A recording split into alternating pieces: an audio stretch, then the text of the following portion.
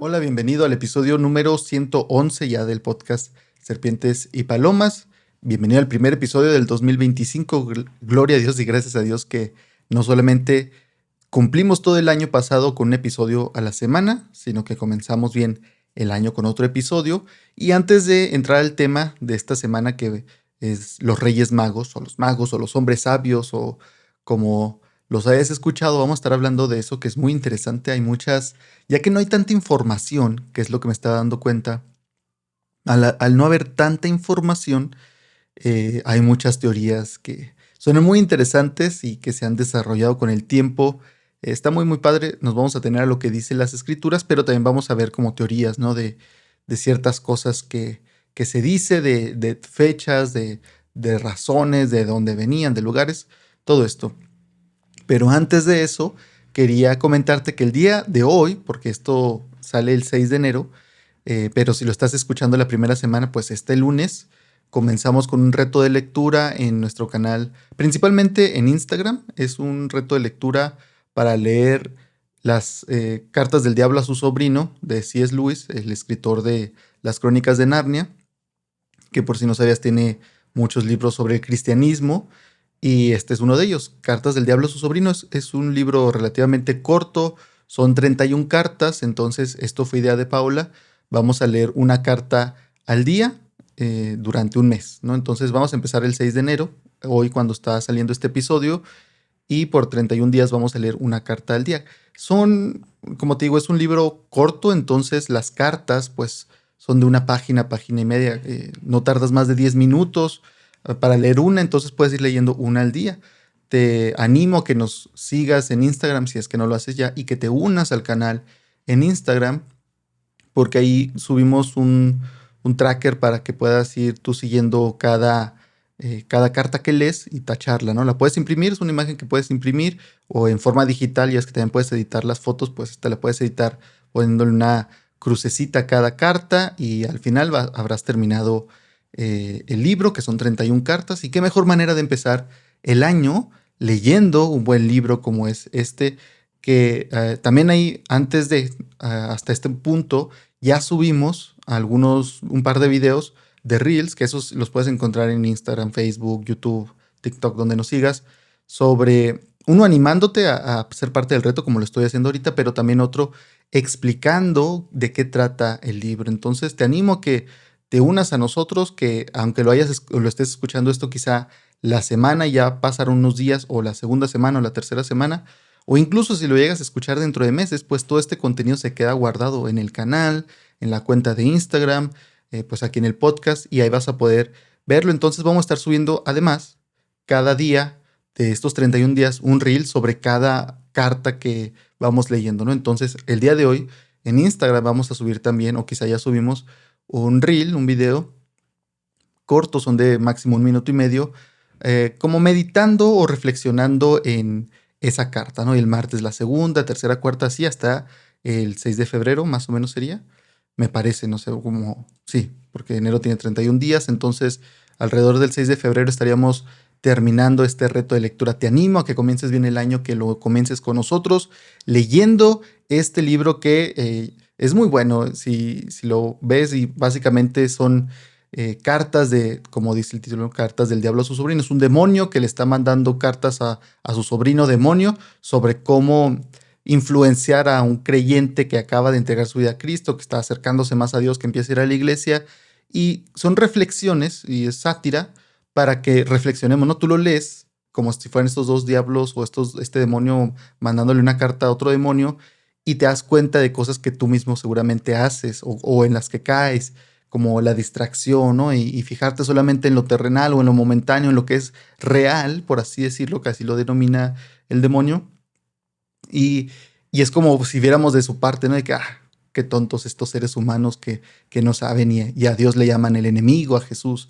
Entonces es muy interesante, es muy entretenido y quizás si tú batallas con la lectura, pues acompáñanos para hacerlo cada día, y en el canal de Instagram estaremos pues subiendo las actualizaciones y uno que otro mensaje para que te sientas acompañado. Si te has quedado atrás unos días, si estás escuchando esto ya van varios días, como te digo, puedes ponerte al corriente. Quizás si lees 2 cartas al día hasta que te pongas al corriente, no te va a tomar mucho tiempo, es muy bueno y pues te animo a que puedas descargar o comprar el libro, descargar en Kindle o que por cierto en Kindle puedes buscar en Amazon, venden el libro en digital en Kindle, pero no necesitas un Kindle que use dispositivo para leer, puedes leer tú en tu tablet, en tu computadora, en tu celular, descargando la aplicación de Kindle. Entonces no necesitas un Kindle para leer libros de Kindle para que estés informado por si nos quieres acompañar de esa manera y no lo tienes en físico. Entonces, habiendo dejado el tiempo de anuncios a un lado y animándote a que nos acompañes en este reto, o si ya sucedió, ya pasaron meses, que vayas y lo veas como si estuvieras en ese momento, lo puedes tomar igual. Vamos a hablar entonces de los Reyes Magos, de los sabios.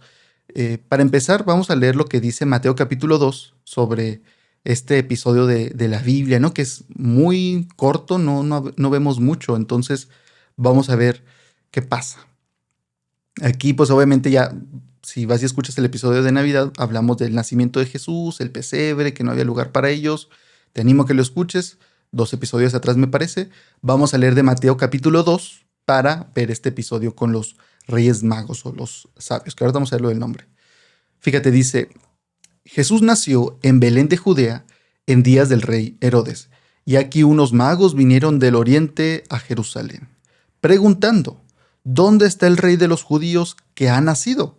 Porque hemos visto su estrella en el oriente y hemos venido para adorarle. Aquí ya hay bastante que sacar, ¿no? Herodes se nos menciona porque ahorita va a ser algo muy malo. Herodes, que hace eco incluso de este personaje del faraón en Éxodo y que parece estar influidos por el enemigo mismo, por la serpiente de Génesis, de este personaje, ¿no? Entonces, antes de eso, Jesús nació en Belén, lo sabemos. Acuérdate que ellos están en Belén, en la región de Judea, porque se hizo el censo, ¿no? Y como José era de ahí, tuvieron que irse de Nazaret, que estaba en la región de Galilea. Estas son regiones, ¿no? Esto es como que no es tanto como nos guiamos hoy. Estaba en la región de Galilea, donde estaba Nazaret.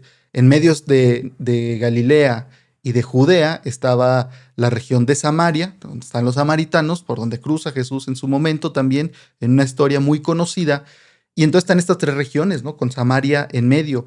Ellos estaban en Nazaret, en la región de Galilea, bajan, o depende cómo lo veas, ¿no? Bajan o suben, depende cómo lo estés viendo, porque aquí me parece en la Biblia llega a mencionarlo como que suben, cuando si lo vemos en un mapa para nosotros podría parecer que bajan, o al revés, pero algo así, ¿no? Y van a Belén, ¿no? Que sí está lejos, Nazaret de Belén es bastante lejos. Ahorita quizá nos parezca corto, pero en aquel tiempo y como viajaban, era bastante. Entonces ellos están ahí, pero por esto del censo. Y que además, esto no es nomás porque los poderes del hombre decidieran hacer un censo y los obligaran a viajar.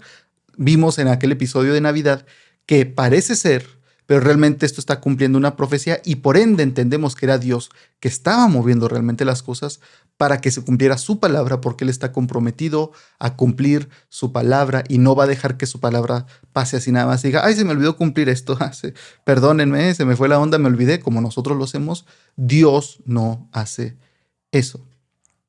Y luego tenemos esta idea de los magos, ¿no? Que en otras traducciones en español vas a encontrar que dice los sabios o los reyes magos, como se le conoce normalmente. Al menos en México yo sé que le dicen los reyes magos. Y dice, aquí unos magos vinieron del oriente a Jerusalén. Fíjate, ellos están en Belén. Jerusalén y Belén están muy cerquita. Eso sí, están muy, muy cerca. Acuérdate que en Jerusalén también estaba lo del templo y era pues una ciudad importante. Y Belén está ahí cerquita, no está muy lejos. Está en la misma región de Judea. Herodes era rey de Judea, de esa área.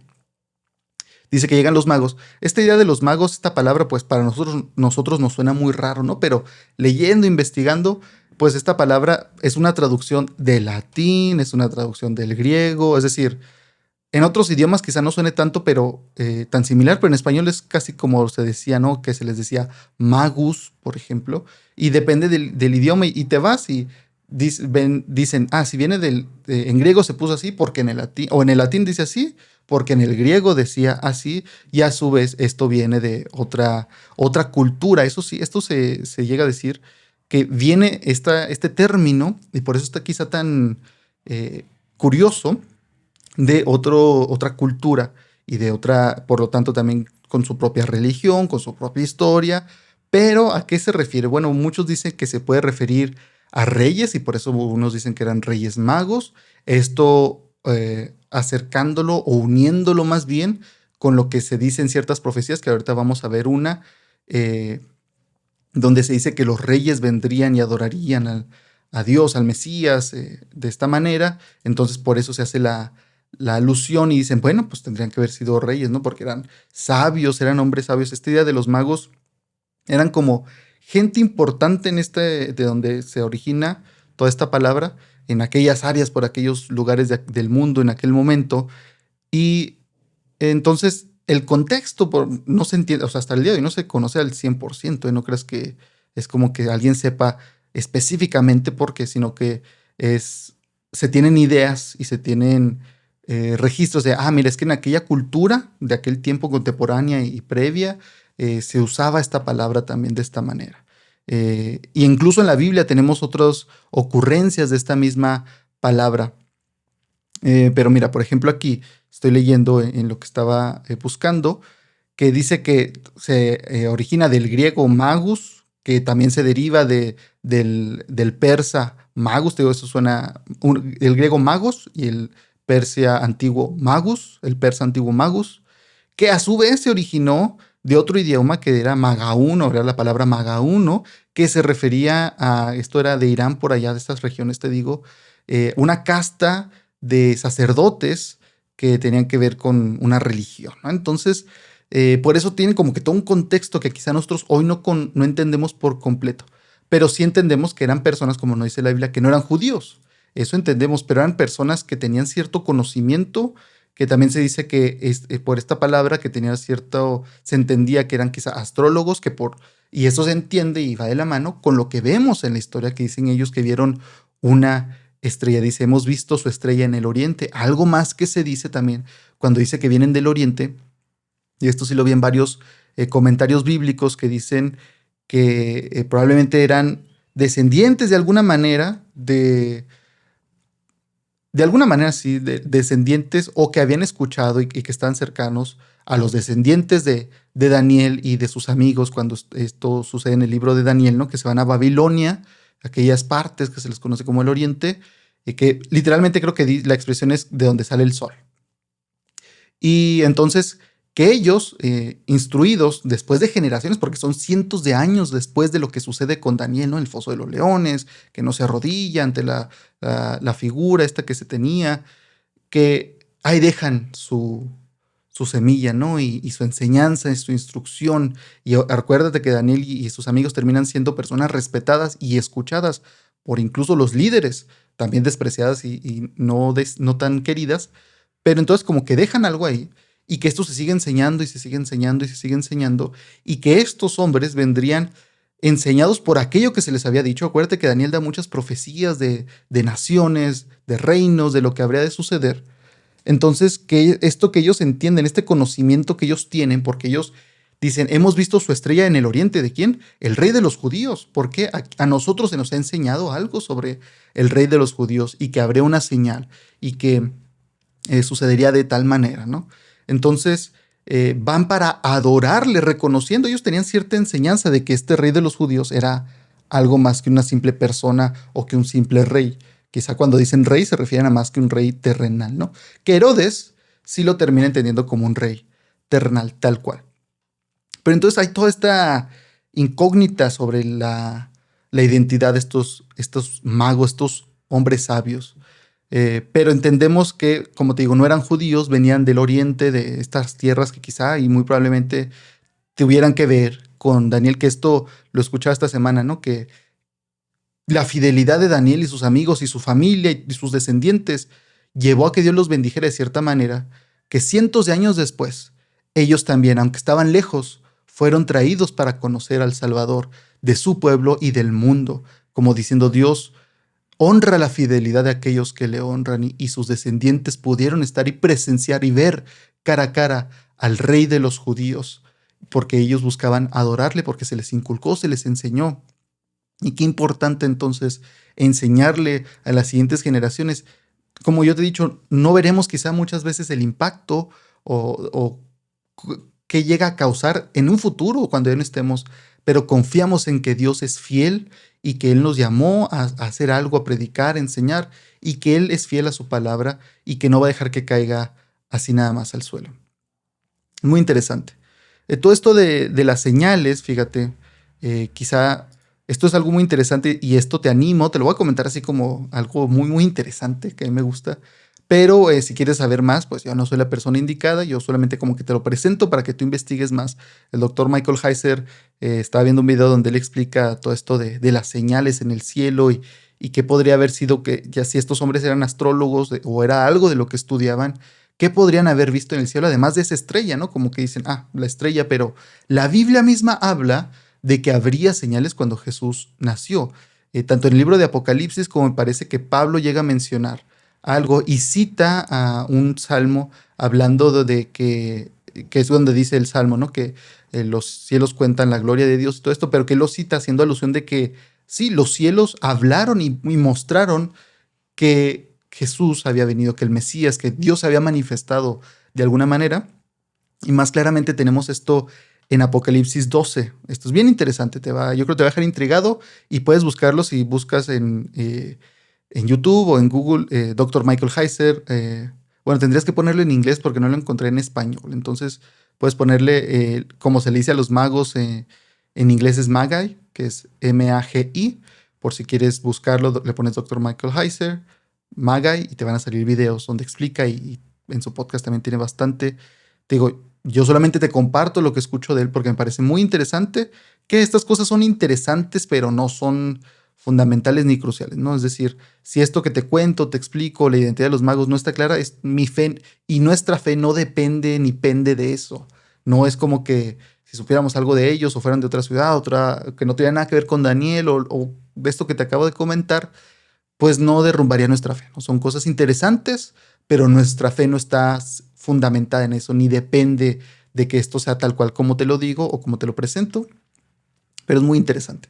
Fíjate, en Apocalipsis capítulo 12 habla de una mujer y el dragón, ¿no? Que aquí se ha utilizado incluso para una figura religiosa, aquí en México es muy famosa, que es la Virgen María, y muchos dicen, ahí está la Virgen, que si luego ves lo que le pasa, no es muy buena alusión si fuera ella, que para mí claro que ni parece, ¿no? O sea, sería algo malo que fuera la Virgen María, no para los que no somos católicos, sino para los católicos incluso por lo que le llega a pasar.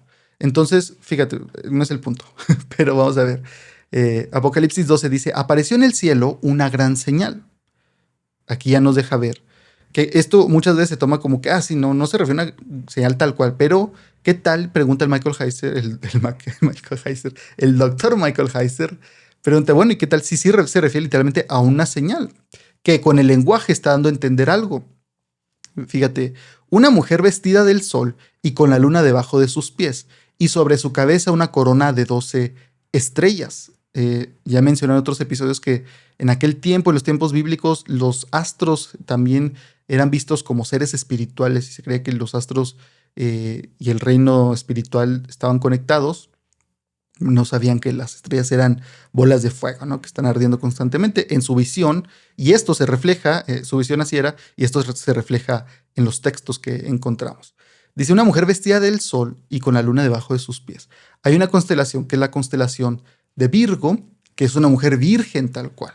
Y en este video me parece que el doctor Michael Heiser está haciendo el caso de que el nacimiento de Jesús podría haber sido en el año 3 antes de Cristo, que esto los teólogos están de acuerdo en eso. Normalmente yo desde años tengo escuchando, desde lo primero que aprendí al estudiar un poco sobre el Nuevo Testamento, siempre fue que Jesús no nació en el año 0, se cree que nació unos años previos. Entonces esto del año 3 antes de Cristo es completamente común, pero él da una fecha del 11 de septiembre. ¿Cómo puede estar tan seguro? Bueno, ¿por qué da una fecha tan exacta más bien? No es como que él diga 100% seguro. Él propone esto y él está consciente que no es 100% seguro. Pero lo dice porque con los programas que existen hoy, donde puedes poner una fecha y te dice más o menos cómo se veía el cielo en cierta parte del mundo, con estos cálculos que se hacen, dice que en el 11 de septiembre y al menos el mes de septiembre, si lo pusiéramos en aquel tiempo, de acuerdo a nuestro calendario, hubo un periodo de 20 días más o menos en los que la constelación de Virgo estuvo por encima de Belén y Jerusalén, por esta región, que es una constelación de una mujer. Y acuérdate que Apocalipsis es escrito pues bastantes años después de todo eso, ya había muerto Jesús. Entonces, esto es como volviendo atrás. Porque este pasaje está hablando del nacimiento del Salvador, del Mesías. Y dice que entonces, que cuando está en la constelación de Virgo, de la mujer virgen, que eso es lo que significa, encima de la ciudad, de esta región, el sol estaba a un ladito así de la constelación, ¿no? Que podría ser lo que significa cuando dice una mujer vestida del sol, literalmente se estaría refiriendo al sol, y que en ese momento, en ese periodo, hubo un periodo en un solo día, que sería el 11 de septiembre, de acuerdo a este calendario moderno, habría un periodo de 80 minutos en el que el sol estaba cerca de Virgo y que la luna que conocemos, estaría, por así decirlo, a los pies de la constelación de Virgo, es decir, a los pies de esta mujer. Y por eso como que son varias cosas que dan a entender que podría haber sido entonces en esa fecha. Y él tiene un caso donde hace que, o da el caso de que pudo haber sido el 11 de septiembre por estas cosas, diciendo, esta señal que Juan menciona era algo conocido y por eso Pablo también en su momento dice, es que los cielos cuentan, o sea, ya nos dijeron, esto habría sido conocido entre los astrólogos de aquel tiempo de las culturas porque llevaban su registro y cualquiera podría haber dicho, ah, sí, pues te acuerdas que pasó tal y tal, lo de las constelaciones era más conocido que hoy en día.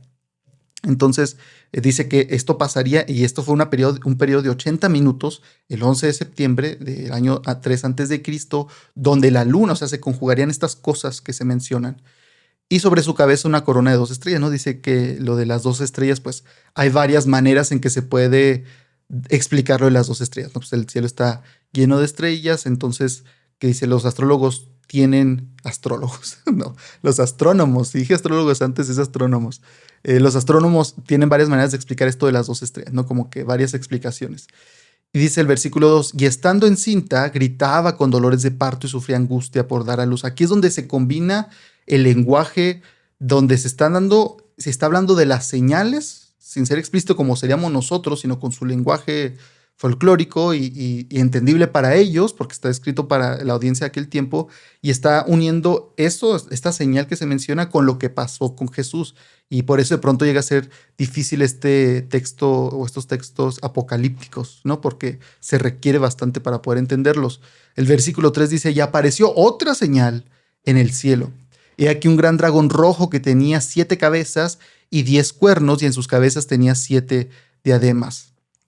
¿A qué se podría referir? Bueno, dice que también está además de esto que te digo de Virgo, arribita de Virgo estaría en ese momento, cuando sucede todo esto el 11 de septiembre 3 antes de Cristo, estaría la constelación de Leo, me parece que le llamamos hoy.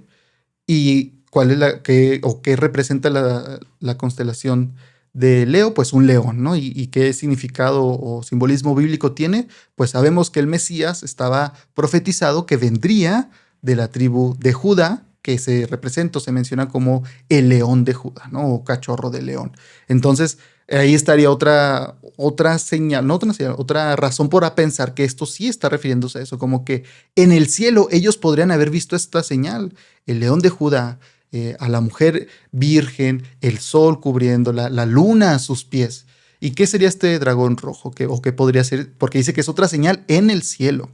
Bueno, podría ser, él dice que también está la constelación de Escorpio, que en ese momento estaría ahí cerquita, se podría haber visto, y que Escorpio en el idioma original, en aquellas tierras, a veces también la palabra podría significar dragón. Pero, dice una teoría más interesante y quizá más correcta, es que estaba también la constelación de Hidra, que la constelación de Hidra es como una serpiente marina gigante, ¿no? Este monstruo que también podría ser llamado un dragón y que de hecho si buscas imágenes, dibujos, se representa como una serpiente enorme que pues se parecería más a un dragón e incluso en otras representaciones tiene varias cabezas, ¿no? Como ya como que la imaginación que se le hace. La constelación se dibuja así, pero el personaje se dibuja incluso como un dragón de varias cabezas. Entonces, muy interesante todo esto.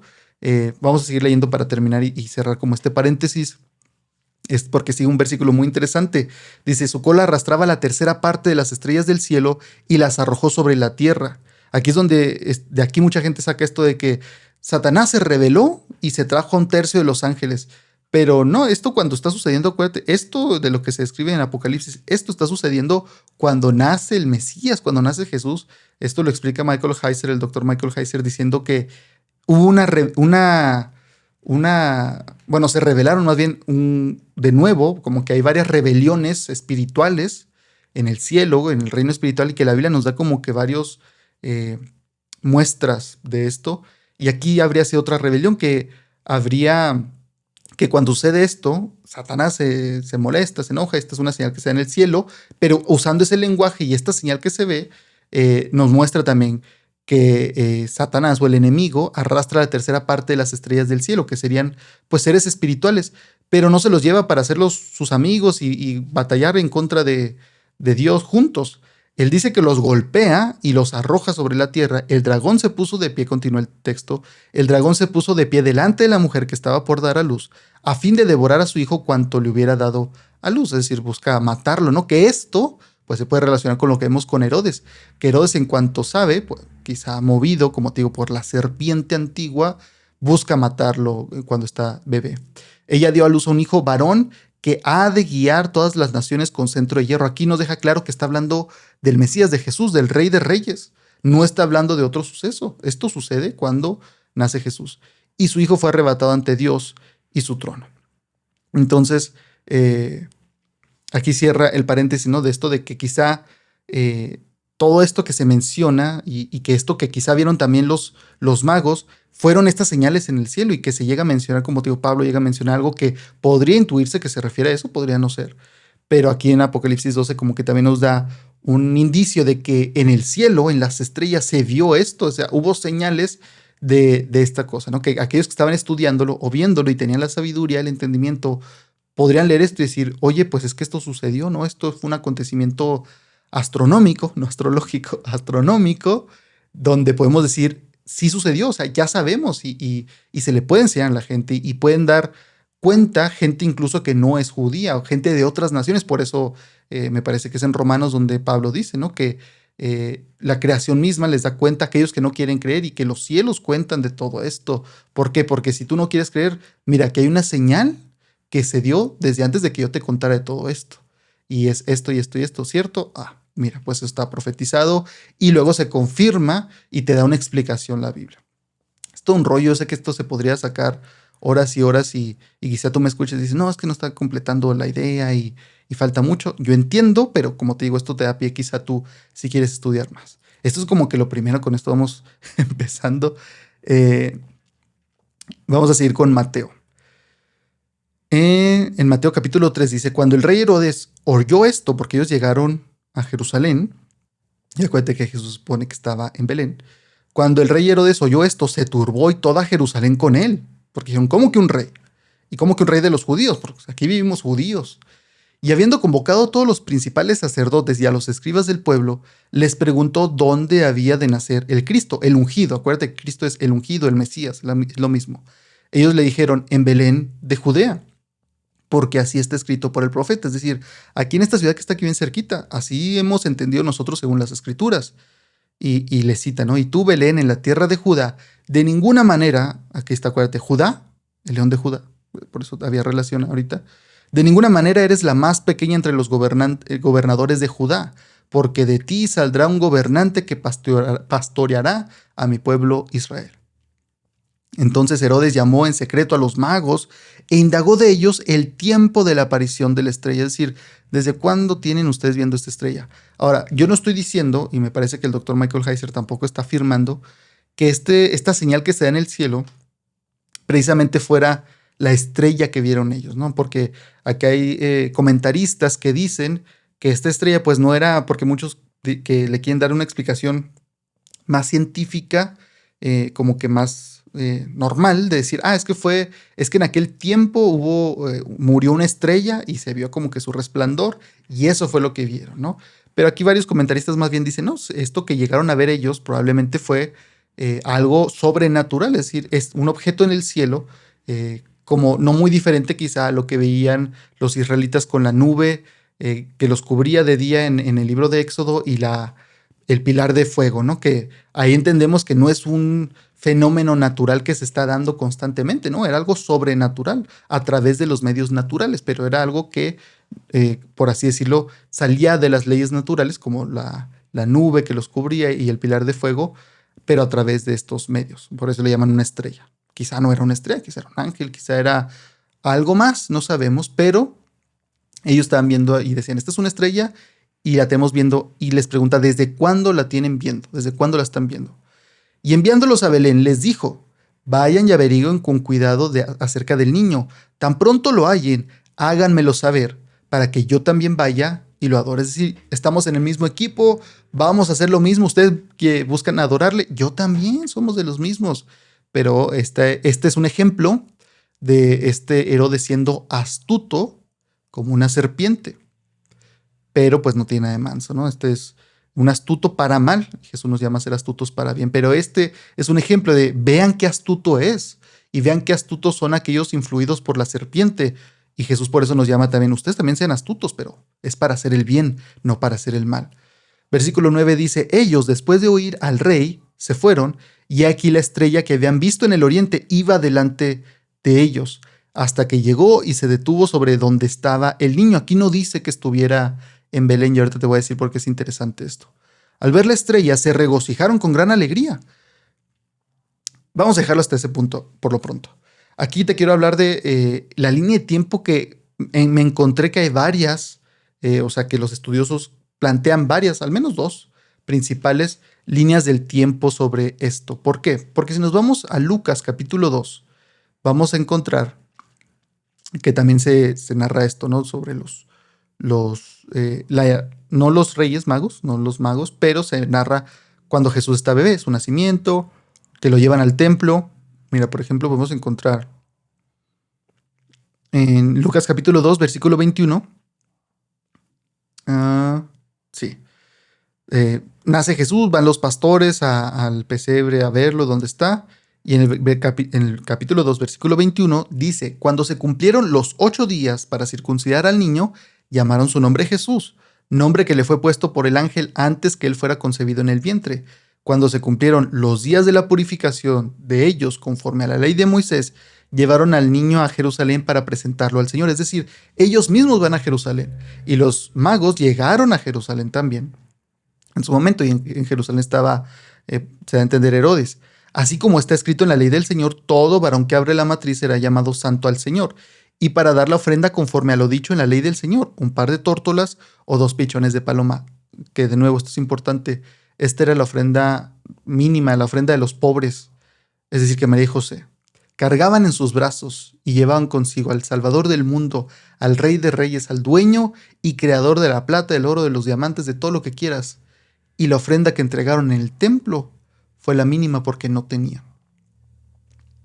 ¿Cómo no se va a identificar nuestro Dios, nuestro Salvador, nuestro hermano Cristo con nosotros si Él conoce lo que es ser pobre? Él entiende lo que es no tener. El que lo tenía todo se humilló y se hizo hombre, e incluso de bebé no tenía, ni sus papás tenían. Por eso tenemos un Salvador que nos entiende, un sumo sacerdote que nos comprende, que entiende lo que hemos pasado. Dios te entiende.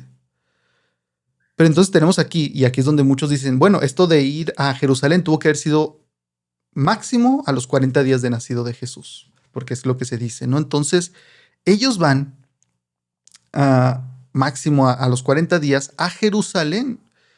Aquí es donde sería interesante y es donde se plantean varias cosas, ¿no? Dice, Lucas no menciona a los magos para nada, Mateo sí los menciona, pero entonces se crea esta incógnita de saber en qué momento llegan los magos.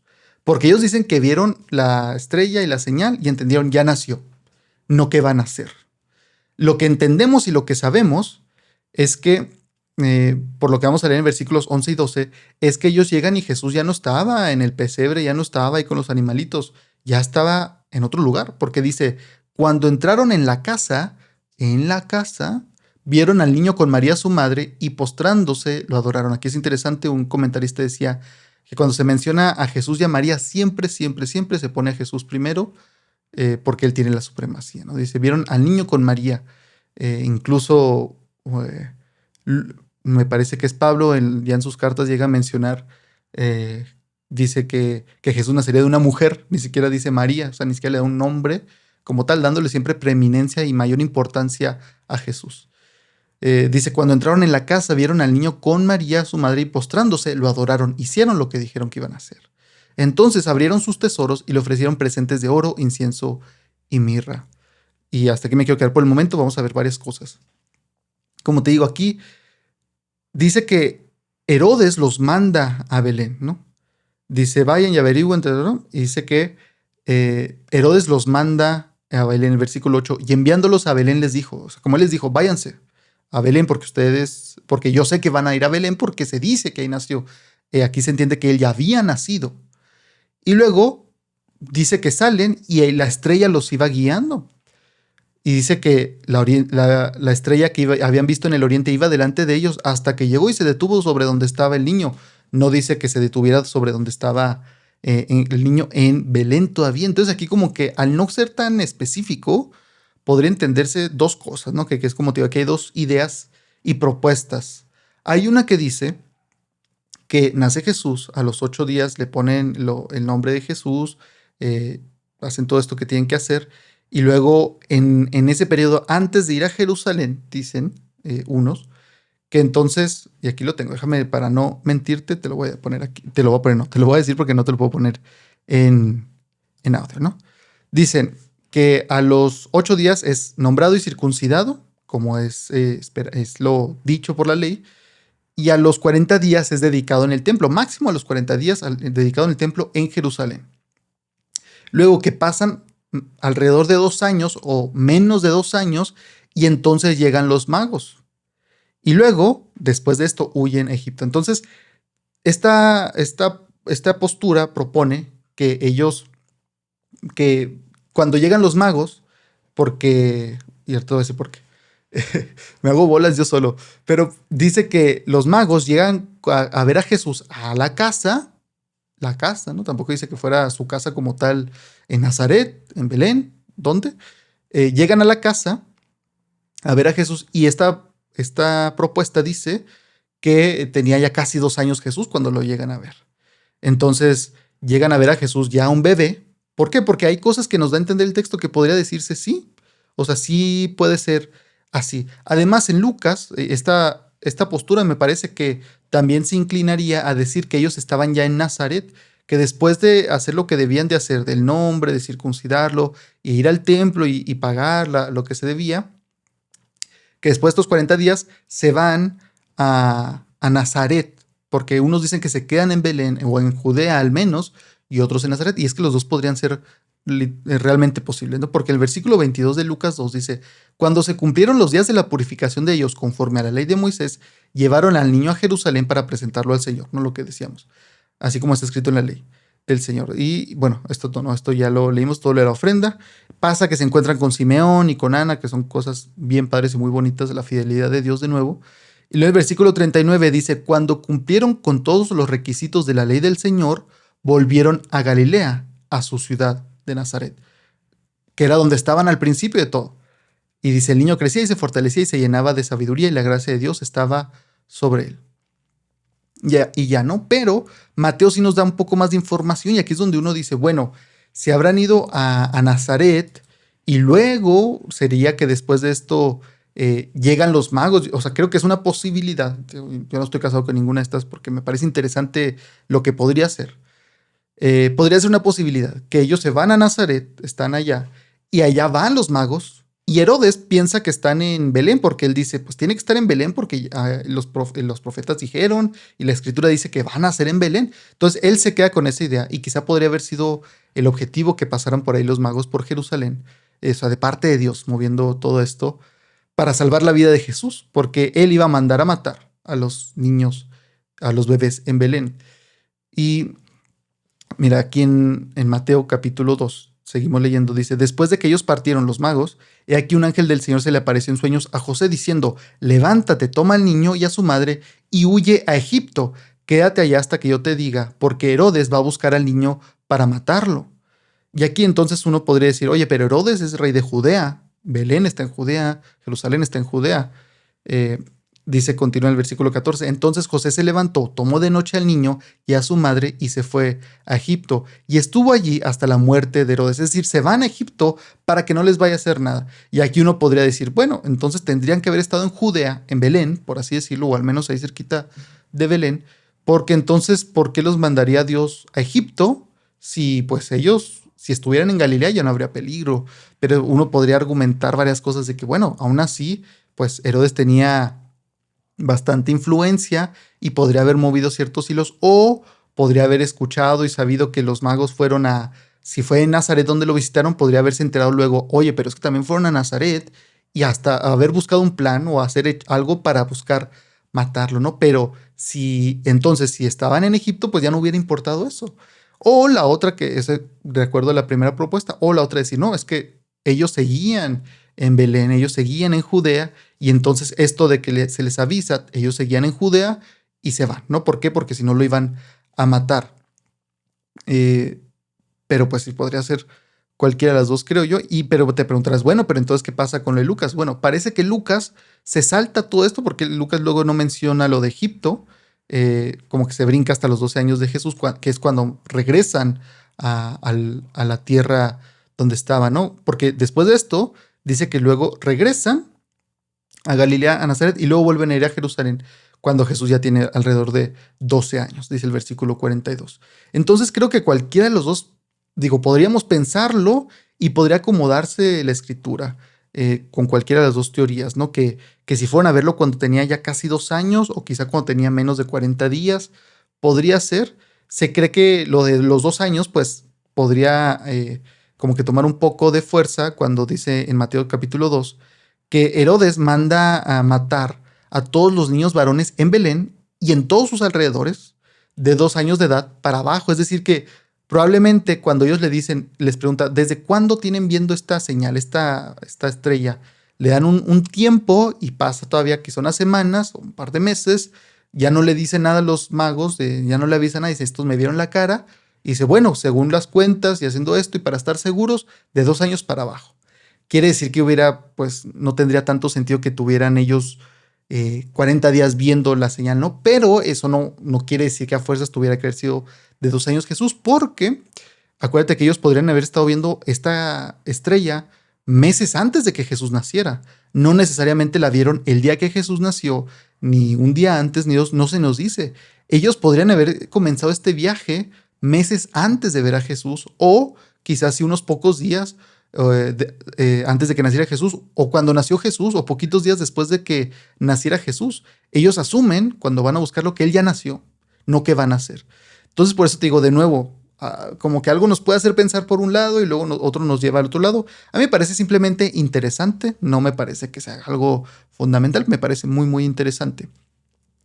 Y luego pues tenemos este episodio horrible, ¿no? De donde se manda a matar niños y esto nos recuerda, como te decía, a Faraón, que cuando están los judíos reproduciéndose mucho, ¿no? Reproduciéndose suena como de animales, están teniendo muchos hijos, manda a matarlos porque tiene miedo de que les vaya a quitar el poder. Y esto es similar.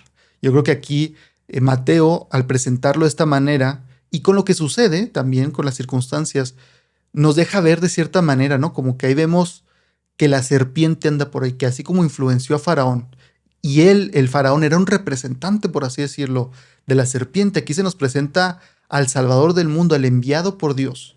Y también se nos presenta a un representante de la serpiente que no se ha cansado y sigue luchando con la simiente de la mujer, buscando acabar con ella.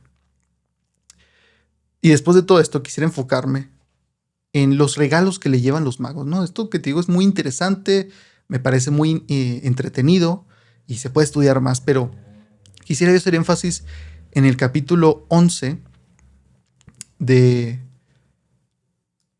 Mateo, capítulo 2 que estamos viendo, ¿no? El versículo 11. Fíjate, me acomodo aquí mis textos. En el versículo 11 dice, cuando entraron en la casa vieron al niño con su madre y postrándose lo adoraron. Entonces abrieron sus tesoros y le ofrecieron presentes de oro, incienso y mirra. El oro, el incienso y mirra son muy interesantes. No creo que por así tan solo leyéndolo podemos hacernos una idea de que pueden ser simbólicos también. De aquí sale la idea de que fueran 3 reyes magos, porque son 3 regalos, pero realmente no No se nos dice cuántos eran, podrían haber sido 12, podrían haber sido 10, 40, 4, 10, 9, 8, 7, no sé, pero son 3 regalos los que llevan. Y el oro como que podemos entender, pues es algo muy valioso, ¿no? Y si nos quedamos en la Biblia o nos ponemos a pensar en la Biblia lo que se nos dice, pues hay varios versículos que nos dan a entender quizá que estos regalos no son al azar nada más. En Isaías 60, por ejemplo, tenemos un texto donde el profeta está hablando de cuando venga la gloria de Dios a Israel, cuando se presente, de cuando esté ahí y la puedan ver. Algunos versículos te van a parecer conocidos. Dice, levántate, Isaías 60. Levántate, resplandece, porque ha llegado tu luz, y la gloria del Señor ha resplandecido sobre ti. Porque he aquí que las tinieblas cubrirán la tierra, y la oscuridad los pueblos. Pero sobre ti, Israel, resplandecerá el Señor, y sobre ti será vista su gloria. Entonces las naciones andarán en tu luz, y los reyes al resplandor de tu amanecer. Alza tus ojos alrededor, y mira, todos ellos se han reunido y han venido a ti. Tus hijos vendrán de lejos y tus hijas serán traídas en brazos. Entonces lo verás y resplandecerás. Tu corazón se estremecerá y se ensanchará, porque la abundancia del mar se habrá vuelto a ti, y la riqueza de las naciones te será traída. Una multitud de camellos te cubrirá, dromedarios de Madián y de Efa. Todos ellos vendrán de Seba, traerán oro e incienso y proclamarán las alabanzas del Señor. Yo creo que de aquí sacan también la idea de que uno de los reyes magos venía en camello, ¿no? Este es un versículo ligado a lo que traen los magos, los sabios del oriente. Pero estos son regalos entonces para un rey, ¿no? No es un regalo nada más. Bíblicamente el oro y el incienso son traídos en un momento muy especial y son traídos por dirigentes de naciones, por no cualquier persona. Entonces por eso se ligan, creo yo, estos versículos. Pero bíblicamente vemos que sí, el oro y el incienso juntos pues tienen bastante significado. El incienso también bíblicamente se dice que representa las oraciones de los santos. En el libro de Apocalipsis se dice que el incienso, cuáles son las oraciones de los santos de la tierra que suben constantemente, ¿no? Y luego también la mirra me parece muy interesante, porque tenemos incluso en el mismo libro, o no en el mismo libro, en el Nuevo Testamento, en el libro de Juan, tenemos que se habla de la mirra. Alguien le trae mirra a Jesús también. Aquí tenemos al inicio de su vida, al menos siendo un bebé, a Jesús le traen mirra, y en su último día de vida también le llevan mirra. En Juan capítulo 19, ¿te acuerdas que hace unos capítulos ya cuando hablamos del nuevo nacimiento mencionábamos a Nicodemo? Y yo te dije, Nicodemo vuelve a aparecer en los evangelios. Nicodemo tiene esta conversación muy interesante con Jesús y él vuelve a aparecer. Y es en este momento cuando vuelve a aparecer Nicodemo. Dice, después de esto, de la muerte, crucifixión de Jesús, José de Arimatea, que era discípulo de Jesús, aunque en secreto por miedo a los judíos, pidió a Pilato que le permitiera quitar el cuerpo de Jesús. Pilato se lo permitió, por tanto, él fue y llevó su cuerpo. También Nicodemo, que al principio había venido a Jesús de noche, fue llevando un compuesto de mirra y aloes como de 34 kilos. Tomaron pues el cuerpo de Jesús y lo envolvieron en lienzos con las especias de acuerdo con la costumbre judía de sepultar. Es decir, que esto de la mirra se utilizaba comúnmente para embalsamar. Y entonces tenemos estos 3 regalos que le traen estos hombres sabios a Jesús. Le traen oro, incienso y mirra. Yo creo que son muy significativos bíblicamente. El oro podríamos tomarlo como que podrían ser pues este símbolo de posesiones, ¿no? No quisiera decir de dinero como tal, porque pueden ser posesiones como tal, de valor. Algo que tiene un valor muy grande como tal, se le entrega. Y luego el incienso, que también es muy valioso, pero también bíblicamente vemos que representa las oraciones de los santos. Y luego le traen mirra, como anticipando quizá lo que sucedería en su vida, cómo terminaría y cómo sería usada la mirra, que se mencione, ¿no? Porque podría decir, bueno, es que esto es conocido entre los judíos, no es necesario mencionarlo, pero Juan ve necesario mencionar esto que llevaba mirra y aloe. Nicodemo, otro hombre influyente, muy sabio en su momento, pero judío, era el que también le regalaba, por así decirlo, mirra a Jesús, pero para su sepultura. ¿Qué podemos tomar nosotros? Yo creo que aquí podemos tomar algo muy interesante, y ver primero que en el versículo 12 dice que, pero advertidos por revelación en sueños que no volvieran a Herodes, regresaron a su país por otro camino. Que aquí no quiero sobreespiritualizar las cosas, pero creo que sí podemos ver. Fíjate, ellos van a buscar a Jesús, se topan con un par de cosas que no son muy buenas, lo encuentran, lo adoran y ya no regresan por el mismo camino. Similar a cuando nosotros nos encontramos con Jesús, cambia nuestra vida y el camino que andamos desde entonces ya no es el mismo. En momentos podrá parecerse, en momentos podremos sentir que regresamos al mismo camino, pero no es el mismo camino ya. Y el oro, incienso y mirra. Yo te preguntaba hace 2 semanas, ¿qué le vas a regalar a Jesús? Ya pasó, pero puedes seguir dándole tú a Jesús algo. Yo te decía en aquel momento que Jesús no tiene tu amor si no se lo das. No tiene tu devoción si no se la das. No tiene tu fidelidad, tu obediencia, tu reverencia si tú no se las das. No tiene tu adoración, tu alabanza si no se la das. Ellos vinieron a alabarle, no obligados, no sin control. Ellos decidieron ir y decir, lo estamos buscando porque queremos adorarle. Lo vieron y lo cumplieron. Quizá algunos de nosotros necesitamos entregarle a Jesús, a Dios, nuestras posesiones. Y me refiero más a decirle, Señor, aquí está, úsalo para tu gloria, Señor. Si quieres que yo use esto para ayudar a tal persona o para ayudar a tal ministerio, es tuyo, Señor. Mi carro, si se necesita para llevar a alguien más a la iglesia, para llevarlo a su casa, o mi tiempo, o esto que tengo podría servir en la iglesia, Señor, es tuyo, Señor. Mis posesiones son tuyas, te las entrego. Quizá es necesario que tú le entregues tus oraciones a Jesús porque no has orado al Señor, porque tienes tiempo que no lo buscas en oración. Y quizá necesitas, en este año que está comenzando, orar más a Dios y entregarle tus oraciones. Y quizá habrá algunos de nosotros que necesitemos entregarle nuestra vida a Jesús. Jesús mismo llegó a usar este lenguaje, llegó a hablar de esto, llegó a usar este lenguaje de que aquel que pierda su vida la encontrará. Que para seguirlo, que aquel que quiera seguirlo es necesario que tome su cruz cada día y lo siga. Y este símbolo de la cruz era un símbolo de muerte. Es necesario morir para que Jesús nos dé una nueva vida, un nuevo inicio, para nacer de nuevo. Pero necesitamos hacer morir al viejo hombre. Necesitamos hacer morir esos viejos deseos, esas viejas costumbres. Quizá inspirados por lo que vemos que le regalaron los reyes, los magos, los sabios del oriente a Jesús, podamos tomarlo nosotros y decirle, Señor, yo quiero entregarte lo que tú mismo me has dado, porque lo que yo tengo, lo que yo he comprado, lo que yo he logrado, la casa, el carro, el celular, los materiales que yo tengo, vienen de ti. ¿Qué te voy a dar a ti si todo es tuyo? Tú lo creaste, Señor. Pero le podemos decir, Señor, yo te lo entrego, úsalo como tú quieras. Y luego entregarle nuestras oraciones, que es un acto de adoración, cuando te pones de rodillas y le dices, tú tienes el poder de cambiar las cosas, a ti te alabo, a ti te adoro, es un acto de adoración. La oración misma es un acto de adoración. Y quizá también sea un buen momento, incluso si ya lo has hecho, decirle de nuevo, Señor, mi vida es tuya, yo soy tuyo hasta el último momento. Si viviéramos en aquel tiempo diríamos, Señor, mi vida es tuya hasta el momento en que pongan mi cuerpo y lo cubran con mirra y aloe. Hasta ese momento en que mi cuerpo sea cubierto y embalsamado con esa mirra, yo soy tuyo, Señor, y en ese momento yo estaré contigo. Ese cuerpo será cubierto con mirra, pero yo estaré contigo, vivo, en la vida eterna.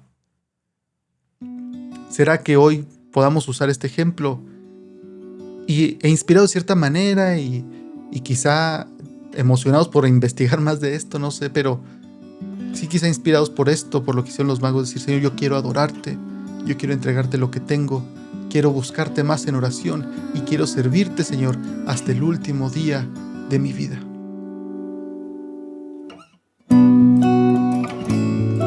Muchas gracias por escuchar este episodio. No olvides suscribirte al podcast en tu plataforma favorita y recuerda que puedes encontrarnos en Facebook, Instagram y YouTube, donde subimos más contenido que nos lleva a razonar, analizar y meditar en las cosas de Dios.